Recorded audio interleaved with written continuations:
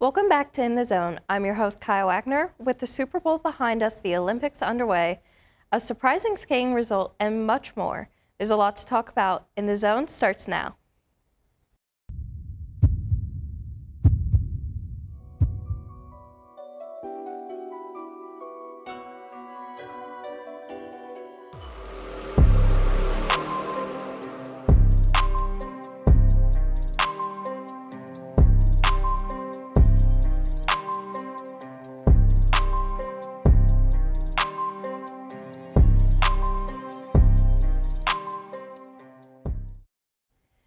The Winter Olympics in Milan continue, with some major moments capturing the attention of audiences worldwide.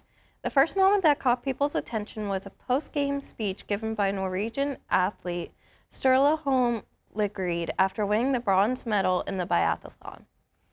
Ligrid took the moment to publicly confess to cheating on his girlfriend of 6 months, embarrassing both him and his now ex, who has refused to forgive him.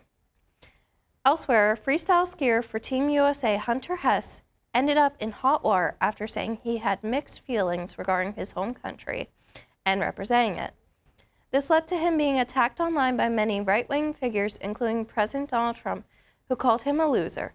Finally, despite receiving an injury, Team USA snowboarder Chloe Kim went all out at the women's halfpipe final, ending in second place with Choi Go-in of South Korea getting the gold. As of now, Team USA has 13 medals, 4 gold. George, have you been following the Winter Olympics? I have, and I gotta say, this is a very interesting Olympics. Not really for the sports, but for everything going else around it. I think a guy going up there and publicly confessing that he's been cheating on his girlfriend without telling her, because when I first saw it, I didn't know that he had not told her. Which I don't know if it's better that that's how she found out, but I'm going to go with no. It's not better that As a girl, no, it's not. that she found out after he announced it on public, like worldwide public television on an event millions are watching. Why? I don't know what brought him to do this. He could have just told her privately or done a million other things. And you know what? The Olympics, perfect time to introduce that. Hey, my girlfriend of this, how many ever years, I can't remember how many, I cheated on you. Sorry. And then just waiting for the blowback. I don't know what he was thinking personally. That's my biggest takeaway from the Winter Olympics so far. Madison, what's your biggest takeaway? Oh, bobsledding. We've been watching lots of skiing, everything. I'm very excited that USA got second place. And In a lot of things. Team USA figure skating got the gold in the team event. Ilya's doing a great job. I love God. He's doing great. Doing great. I love some figure skating. Famous skier Lyndsay Vonn decided to race just 9 days after an injury to her left ACL. Vonn successfully completed her required practice on Friday, February 6th, but just 12 seconds into her race on February 8th, Vonn hit her right shoulder on one of the starting gates and suffered another injury.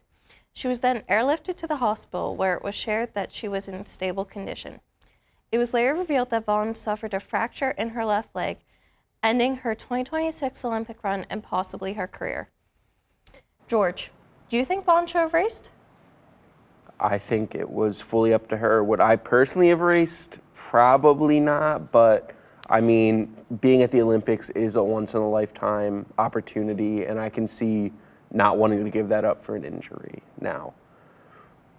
I don't know if it was smart. I'm going to go with it was not, but you know, it was her choice to make, and you can't be mad at her. She can only be mad at herself if she regrets it.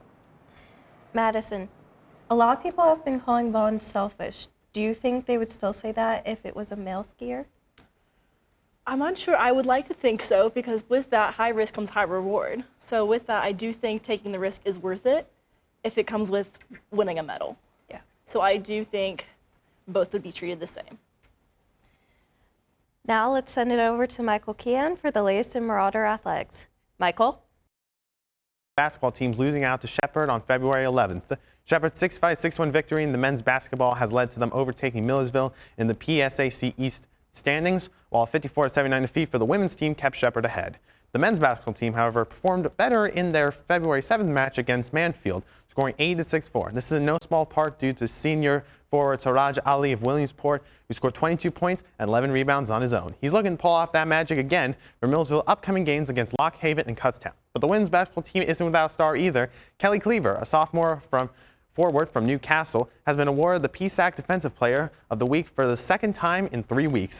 She performed 4 blocks against Shippensburg before tying an over 40-year record for the most blocks in a single game, previously held by Shelley Bowie in 1984. Finally, on February 11, 15 members of Millsville's speed hockey team have been named to NFHCA Division II National Academic Squad. These 15 include Peyton Bean, Cameron Biddle, Faith Bollinger, Michaela Brunabed, Sarah Chrysler, Elena Colbert, Erin Esterhusen, Daniela Faiskas, Katie Hanlon, Laura Campy, Callie Meese, Kayla Peaks, Dania Thompson, Paige Webster, and Maya Yesko. Congrats to all of them. Now we're going to send it back to the desk to talk more about the Olympics. Kaya? Thanks, Michael. Going back to Milan, best-on-best hockey has returned to the Olympics. The American women had dominated the prelim round with big wins against Switzerland, Czechia, Finland, and biggest of all, a 5-0 win over Canada. One of the most impressive performances was goaltender Erin Frankel, only allowing 1 goal over 4 games. Next up for the American women is a showdown with the hosts, Italy, in the quarterfinals. Their male counterparts skated to a commanding win over Latvia. Today will take on Denmark and Germany later this week as they look to capture their first Olympic gold since the Miracle Team in 1980. George, do you think either American team can take gold in hockey this year? I think the women's have a very, very good shot because I feel like we beat Canada. What's left after Canada? I mean, okay, well, they haven't really been doing well with the Stanley Cup, but I feel like hockey's Canada's game, really, I feel, compared to the U.S. where it's kind of 4th place, I'd put it. But, yeah, I think the women got it. The men, I don't know. I think we could be seeing a double gold year. I'd love to see a double gold year, but I'm not sure yet. What do you think, Madison? I think the women's team might have it in the bag, to be quite honest with you. They've had a run for how many games so far? So many. 4 I or think 5? they just keep going. I can see gold, maybe silver, but I'm definitely seeing the gold in their future. I keep joking it's the women's turn to have Miracle on Ice. I agree. 10 years down the line, I will be making that film. All right. The 60th Super Bowl has come and gone, but if you weren't able to watch this past Sunday, here's an overview of what happened. The Seattle Seahawks beat the New England Patriots 29-19, with the first touchdown of the game being scored in the 4th quarter. The Seahawks kicker, Jason Myers, scored 17 of those 29 points on conversions and extra points. The running back, Kenneth Walker III, received the MVP award, making it a historical event. He is the first running back to receive this award in 28 years. The last running back to receive this award was Terrell Davis when he played for the Denver Broncos. On the other side, the Patriots were unable to score a single point until the 4th quarter. Quarterback Drake May took on quite the evening, becoming the second highest quarterback to be sacked in the Super Bowl with 6 sacks. He trails behind Joe Burrow of the Cincinnati Bengals and Roger Staubach, who played for the Dallas Cowboys. This was the Patriots' 12th time in the Super Bowl and their 6th time losing. The Seahawks have made 4 appearances and won 2. Madison, what are your thoughts on the Super Bowl? Personally, I thought it was a bit slow in the beginning. I would agree. It was very slow It in was the a little beginning. boring. Not being able to score a touchdown until the 3rd, 4th quarter, I'm very surprised. Yeah. Very surprised. In the biggest football game of the year. Yes, exactly. And it was a very historical game as well. I mean, several records broken. I mean, yes, it was historical, but it was also a bit slow. Yes. George, would you agree with that? Do you have other thoughts? I think that was one of the worst games of football I've ever seen. This is the Super Bowl. This is the biggest event. And both teams went out there with wet farts. Patriots especially. I wasn't expecting a lot from the Patriots in this game. I was expecting maybe a touchdown before the 4th, but maybe I set my expectations too high. And I was rooting against the Patriots, but I wanted a game, not, hey, everybody, let's walk up the field and kick the ball. Oops, I got sacked again. That was about the whole game. It's bad when my grandpa stops paying attention halfway through. Oh. He did not care. Especially the biggest game of the year. That's crazy.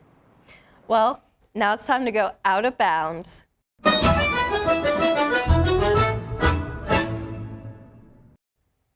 This week on Outbound, where we look at strange, unique, or funny sports and sports moments.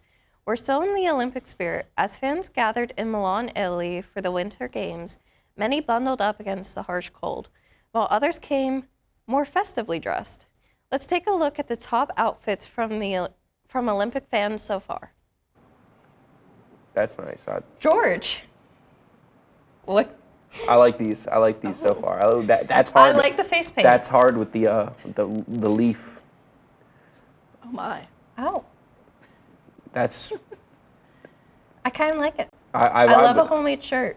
I do like a nice homemade shirt. The hair, it's just great. Yeah. Honestly, I love I don't the even know hair. how I made it like that. Oh, Oh, four. perfect for Italy. Four. Where's They got- Luigi? They got Oh, four great point. dudes. I like. Yoshi? Four I like how the guy on the Luigis and left's four mustache Yoshis. is going up. Everybody else is going down.